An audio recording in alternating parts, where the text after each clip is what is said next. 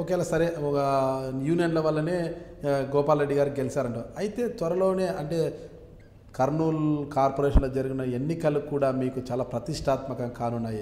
అంటే మీ అభివృద్ధికి కావచ్చు, మీరు పార్టీ మారినా ప్రజల్లో వన్న తగ్గలేదు, ఇంకా ప్రజల్లో అదే అభిమానం అదే చరిష్మా ఉంది ఎస్వి మోహన్ రెడ్డి గారికి అని తీసుకోవడం అది కొలమానంగా మారింది. అంటే త్వరలో జరగనున్న కార్పొరేషన్ ఎన్నికల్లో ఖచ్చితంగా మేమే మేయర్ కుర్చీని కైవసం చేసుకుంటామని చెప్పగల ధీమా ఉందా మీకు? 200%. ఎలా? ఎస్, ఈరోజు మేము డెవలప్మెంట్ యాక్టివిటీస్లో ముందరికి పోతా ఉన్నాం. పబ్లిక్లో నాకు తెలిసి అంత నెగిటివ్ లేదు, పొలిటికల్గా స్ట్రాంగ్ ఉన్నాం. ఆ పక్క పొలిటికల్ లీడర్షిప్ ల్యాబ్స్ ఉంది, తర్వాత పోల్ మేనేజ్మెంట్ చెప్పినాను, మాకు ఎక్స్పీరియన్స్ ఉంది. ఆ పక్క ఇన్ఎక్స్పీరియన్స్ వాళ్ళు ఉన్నారు. రెండోది డెవలప్మెంట్ యాక్టివిటీస్ అన్నీ కూడా గ్రౌండ్ లెవెల్కి వెళ్ళిపోతున్నాయి ఇప్పుడు. దాంతో ప్రజలలో ఇబ్బంది లేనటువంటి పరిస్థితి. ఈరోజు ఇంత సమ్మర్లో కూడా నీళ్ళు ఇవ్వగలుగుతున్నాం, రోడ్లు వేస్తున్నాం. ఇవన్నీ చేసినప్పుడు రేపు రాబోయే ఎలక్షన్లలో కూడా జనరల్ కూడా ఒక పబ్లిక్ మూడు కూడా ఎట్లా ఉంటుందంటే, లోకల్ బాడీ ఎలక్షన్లలో రూలింగ్ పార్టీలో ఉండే వాళ్ళని మనం గెలిపిస్తే లేదా 4 డబ్బులు తెచ్చి ఖర్చు పెట్టి ఇంకా డెవలప్ చేయగలుగుతారు కదా అనేటువంటి ఒక పాజిటివ్నెస్ రూలింగ్ పార్టీకి వస్తుంది. దాన్ని కూడా ఉపయోగపడుతుంది. తర్వాత ఇప్పుడు చేస్తున్నటువంటి టీజీ వెంకటేష్ గారు ఉన్నారు, మేము ఉండాం, వాళ్ళ క్యాడర్ మా క్యాడర్ కలిసి ఎలక్షన్లో పోతాం. కేఈ వాళ్ళు ఉన్నారు, కేఈ వాళ్ళు ఉన్నారు, అందరం కలిసి ఫైట్ పోతాం. మూడోది డెవలప్మెంట్ ఎప్పుడూ కర్నూలులో చూడనటువంటి డెవలప్మెంట్ ఈరోజు చూస్తున్నారు.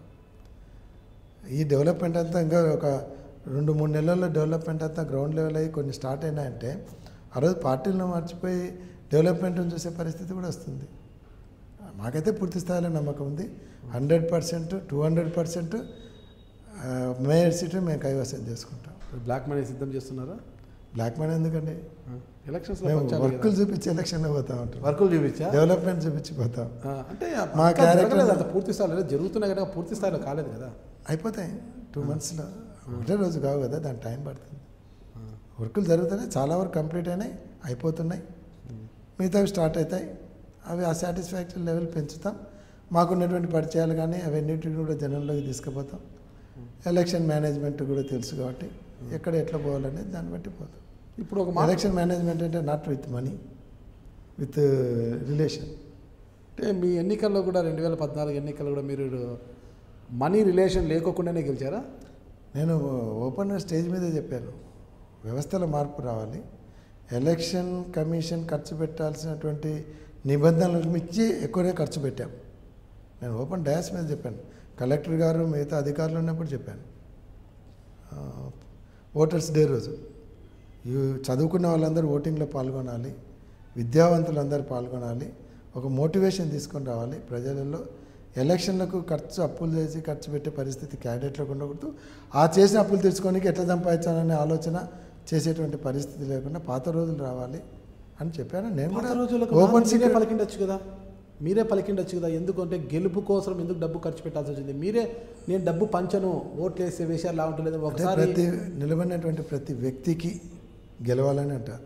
అంటే అధికారం కోసం ఎక్కడికైనా వెళ్తారా? గెలవాలనేటువంటి తాపత్రయం ఉంటుంది. దానికోసమనే ఏదో దిగజారిపోరు, కానీ ట్రెండ్ని బట్టి పోవాల్సి వస్తుంది పాలిటిక్స్. ఇప్పుడు ట్రెండ్ని సెట్ చేయరా? ఇప్పుడు అవతలలో 10 రూపాయలు పెడితే మనం 5 రూపాయలైనా పెట్టాలి కదా అని. ట్రెండ్ సెట్ ఒక రోజులో జరగదు, ఆ ట్రెండ్ని తీసుకొని పోవాలి.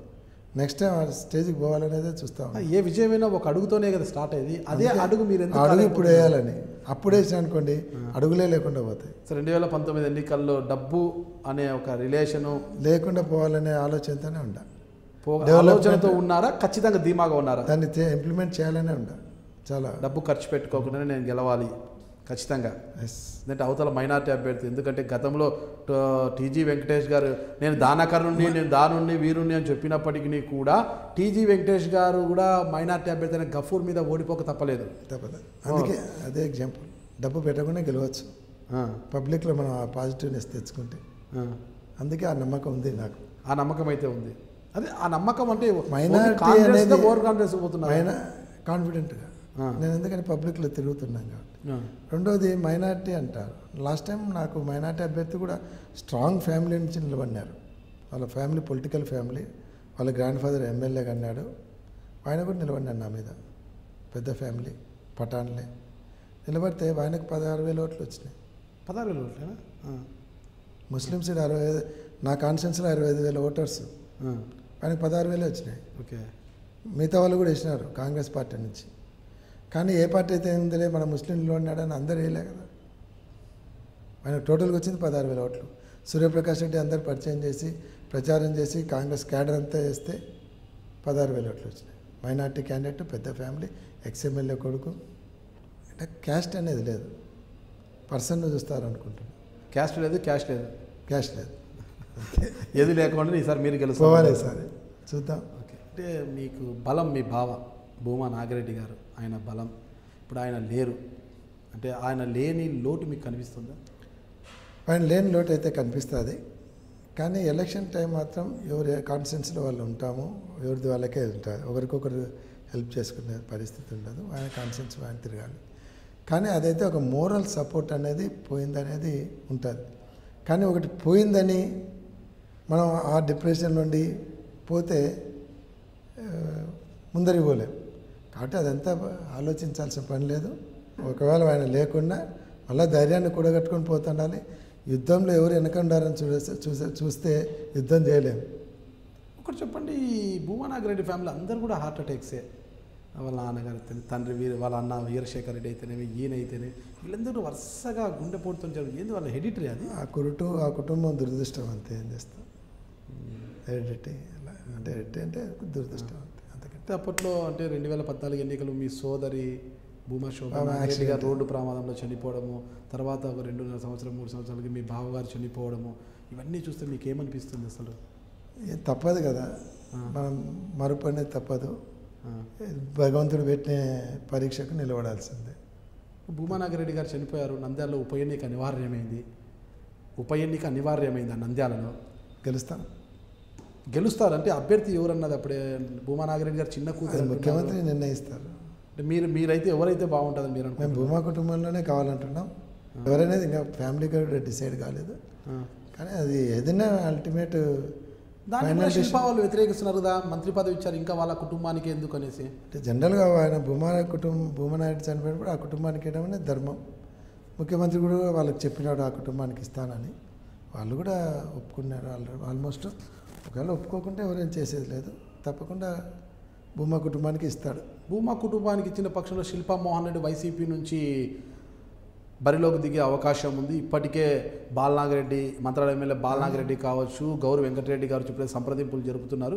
అక్కడ టికెట్ రాకపోతే నేను ఖచ్చితంగా వైసీపీలోకి వచ్చేస్తానని ఆయన కూడా హామీ ఇచ్చారు. కానీ శిల్పామోహన్ రెడ్డి రాని ఏమవుతుంది? వస్తే గెలవగలరా శిల్పామోహన్? ఖచ్చితంగా. శత్రువుని చూసి భయపడకూడదు యుద్ధంలో కత్తి తిప్పాలి. కానీ నాగిరెడ్డి గారు లేరు కదా, అంత బలం మీకు ఉందంటారా? ఎందుకు లేదు? నాగిరెడ్డి క్యాడర్ అంతా ఉంది. యుద్ధంలో దిగినాక కత్తి తిప్పుతండాలి తప్ప ఎదురుగా ఉన్నటువంటి వ్యక్తిని చూసి స్లో చేయాలన్నా ఇది చేయాలని ఉండకూడదు. ప్రత్యర్థిని బట్టి వ్యూహం మార్చుకోవాలి తప్ప ప్రత్యర్థిని చూసి భయపడకూడదు యుద్ధంలో. పదునైన కత్తులు మీ దగ్గర ఉన్నాయా? అన్నాయి, ఖచ్చితంగా ఉన్నాయి. క్యాడరే ఒక బలం. మీ సోదరి శోభమ్మ గారితో మీకు ఎలాంటి అనుబంధం ఉండేది? అంటే బాగా రిలేషన్ ఎలా ఉండేది? చాలా క్లోజ్గా ఉండేవాళ్ళం. ఎందుకంటే మా ఇంట్లో లాస్ట్ చైల్డ్, ఎక్కువ మీ ఇద్దరమే ఎక్కువ అటాచ్మెంట్ ఉండే. మీ తండ్రి గారు ఎస్వి సుబ్బారెడ్డి గారికి ఎంతమంది సంతానం మీరు? మేము 2 కొడుకులు 3 అమ్మాయిలు. ఓకే. మీరు పెద్దవారా?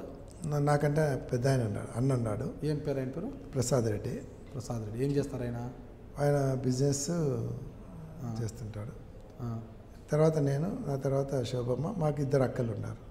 ఒక ఆమె పత్తికొండ మండల ప్రెసిడెంట్ కన్నది, సర్పంచ్ కన్నది. ఇంకొక ఆమె హౌస్ వైఫ్ హైదరాబాద్. ఓకే. బావగారు ఐటీసీలో జాబ్ చేసేవాళ్ళు. ఓకే. మా చిన్నాన్నగారు ఉన్నారు, వాళ్ళకు 3 కొడుకులు. చిన్నాన్నగారి పేరు? ఎస్వి నాగిరెడ్డి. 72 నుంచి మొన్నటి వరకు సర్పంచ్గా ఉన్నాడు, ఇనానిమస్ సర్పంచ్ ఆళ్ళగడ్డ, మేజర్ పంచాయతీ. మంచి పేరు ఉంది ఆళ్ళగడ్డలో. ఆయనకు 3 కొడుకులు, 1 అమ్మాయి. 3 వాళ్ళ అన్నదమ్ములు, మేము అందరం కలిసే ఉంటాం ఇప్పటికీ. ఆయన కూతురు అమెరికాలో ఉంది. మేము ఎప్పుడు ఇద్దరం అని చెప్పుకోం, 5 మంది అని చెప్తుంటాం.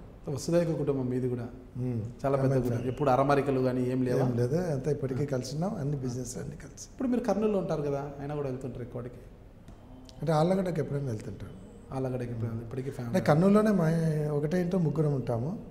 ఇంకొకరేమో హైదరాబాద్లో ఉంటారు ఫాదర్ దగ్గర, మా బ్రదర్ ఆళ్ళగడ్డలో ఉంటాడు. మీ విద్యాభ్యాసం ఎక్కడ కొనసాగింది? ఇంటర్మీడియట్ వరకు ఆళ్ళగడ్డ, డిగ్రీ హైదరాబాద్. మీ తండ్రి గారు అంతా రెడ్డి గారు ఏదో డబ్బులు తగ్గడం ఏదో ఇంజనీరింగ్ మెడిసిన్ చేసి ఉండొచ్చు కదా? నాకు అంత ఇంట్రెస్ట్ లేదు అప్పుడు మెడిసిన్. అంటే డబ్బులు ఉన్నా కూడా మేము అప్పుడు గవర్నమెంట్ స్కూల్లోనే చదువుకున్నాం. డబ్బు ఖర్చు కాకూడదనే అంతే. మళ్ళీ ఎంకామ్ ఏం చేయలేదా మీరు? అటు చాలు ఎంకామ్ చేయలేదు, బెంగళూరులో లా చేరింటి. తర్వాత భూమా బాలరెడ్డి గారిని చనిపోయిన తర్వాత ఇంకా మానుకొని వచ్చేస్తాం. ఓకే. భూమా బాలరెడ్డి గారిది హత్యనా ప్రమాదమా? హత్య. ఈ గంగుల ప్రభాకర్ రెడ్డి వాళ్ళ లేదు, అది ప్రమాదం. గంగుల సుభాష్ రెడ్డి వాళ్ళు చెప్తున్నారు హత్య, అది హత్య చేశారు. అసలు భూమా కుటుంబానికి గంగుల కుటుంబానికి మధ్య ఎందుకు ఫ్యాక్షన్ వచ్చిందంటారు? అంటే ఒక రకంగా పాలిటిక్స్ కూడా కారణం. పొలిటికల్గా వాళ్ళ ఫ్యామిలీ, మేము ఒక ఫ్యామిలీ ఉండడము, తర్వాత అది పెరుగుతూ రావడము, అది ఫ్రాక్షన్కి వచ్చి అప్పుడు చంపుకునేంత ఫ్రాక్షన్ లేదు, మాటు కాసి చంపే ఫ్రాక్షన్ లేదు. ఈయన అన్ఎక్స్పెక్టెడ్గా మోటార్ సైకిల్ మీద రావడము, వాళ్ళకు చూడడము, అప్పటికప్పుడు వాళ్ళు ప్లాన్ చేసుకొని చంపినారు. వినపోతే మాకు ఎదురు లేకుండా పోతుంది కదా, అట్లా జరిగింది. అక్కడ నుంచి ఫ్యాక్షన్ స్టార్ట్ అయింది. తర్వాత మీరు ఉన్నత విద్య పోకుండా బీకామ్తో చాలు చేశారు మీరు అక్కడ? బీకామ్ మానుకున్నాం. తర్వాత అల్లగడ్డకు వచ్చి పాలిటిక్స్. అది. మీ తల్లి గారి పేరు? నారాయణమ్మ. నారాయణ హౌస్ వైఫ్ ఆమె? హౌస్ వైఫ్ ఆమె. She a great lady.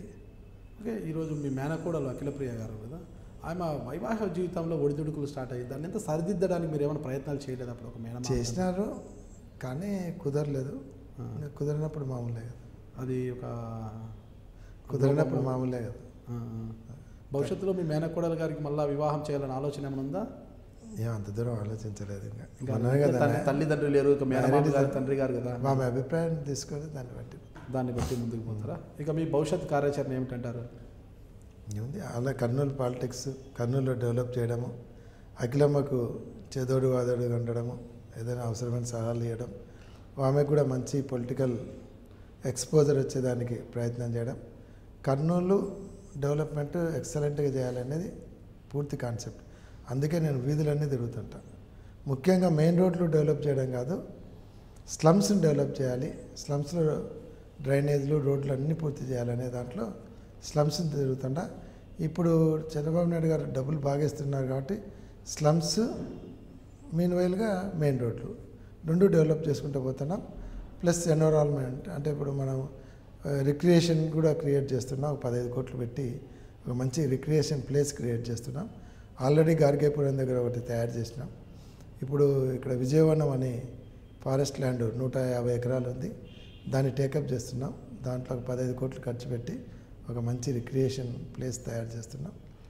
ఇంకా కర్నూలు టౌను రాయలసీమలోనే కాదు స్టేట్లోనే ఒక బెస్ట్ సిటీగా తయారు చేయడానికి అన్ని రకాలుగా ఇండస్ట్రియల్గా డెవలప్, వాటర్ ప్రాబ్లం మళ్ళీ వాటర్ ప్రాబ్లం రాకుండా చూసేదానికి కర్నూలు డెవలప్ చేయాలనేది మేజర్ భవిష్యత్ కార్యక్రమణ. దాని తర్వాత ప్రజలు నిర్ణయిస్తారు మన ఫ్యూచర్. మీ తండ్రి రాజకీయ గురువు అయిన ఎస్వి సుబ్బారెడ్డి గారు ఇప్పుడు ఎక్కడున్నారు? హైదరాబాద్లో ఉంటున్నారు. హైదరాబాద్. మీకు రాజకీయంగా సూచనలు సలహాలు డెఫినెట్గా ఇస్తుంటారు. ఎందుకు ఆయన పూర్తిగా రాజకీయాలకు దూరం అయిపోయారు? అంటే వయస్సు ఆరోగ్యరీత్యా ఆయన ఆయన ఆరోగ్యం బాగున్నాడు. ఏదైనా అవసరం వచ్చినప్పుడు వస్తుంటాడు. ఇప్పుడు ఎంత వయసు ఆయనకు? 83 ఇయర్స్. అంటే సలహాలు ఇస్తుంటాడు, అవసరమైనప్పుడు వస్తుంటాడు. ఇక్కడికి ఆ ఎలక్షన్ అప్పుడంతా ఉన్నాడు ఇక్కడ ఉండి ఆయన ఎలక్షన్ అంతా నడిపినాడు. మీ ద్వారా కూడా మేము ప్రజలకు మా విషయాలన్నీ చెప్పుకునే అవకాశం కల్పించినందుకు మీకు కూడా ధన్యవాదాలు.